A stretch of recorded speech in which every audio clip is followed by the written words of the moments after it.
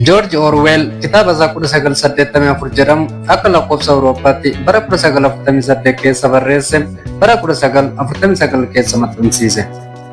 Asoosamni George kun asoosama xiinxaltoonni siyaasaa hanga har'aatti maalummaa siyaasaa ittiin barachaa jiranidha. Asoosamichi mootummaan akkam godhee uummata akka to'atuu fi tooftaa mootummaan namoota daandiirraa maqan jedhaman ittiin adabu kan agarsiisudha. Namoonni bilisummaa siyaasaas ta'ee walabummaa yaadaa yeroo qaban jireenyi hagam ulfaataa akka ta'u akeeka. Kitaabni 1984 jedhamu kun. Asoosamichi diktaatoroonni yookaan abbootiin irree tooftaa akkamiitiin uummata jilbeenfachiisanii akka bitan haala itti ibsu qaba. Tooftaa diktaatoroonni uummata ittiin burjaajessanii bitan keessaa inni duraan dhugaa haqaaquudha. Asoosama 1984 keessatti seenaan kaleessa dhugaa ture bakka isaa seenaa haaraan waa'eetu barreeffamu argina. Gochaan kun bakka tokkotti hin dhaabbatu.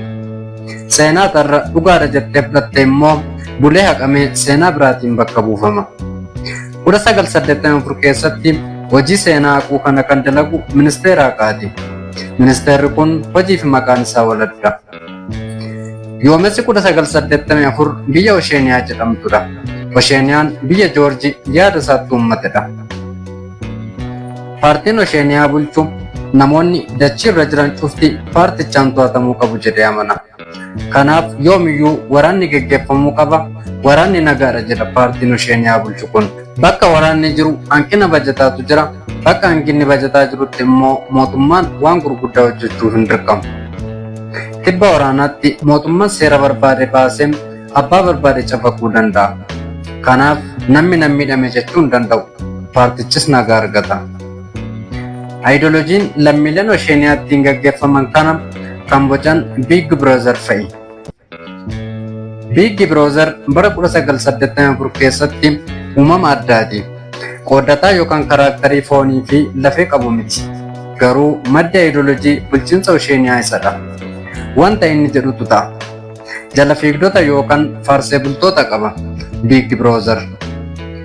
Fakkii fi suura isaatiin gaazexaa, barjaa yookaan taappellaa fi poosterii irratti hololli ni hojjetama. Big Brother waan isin dalagdanii fi hojjettan ilaalaa jira jedhamee sodaachifama uummatichi.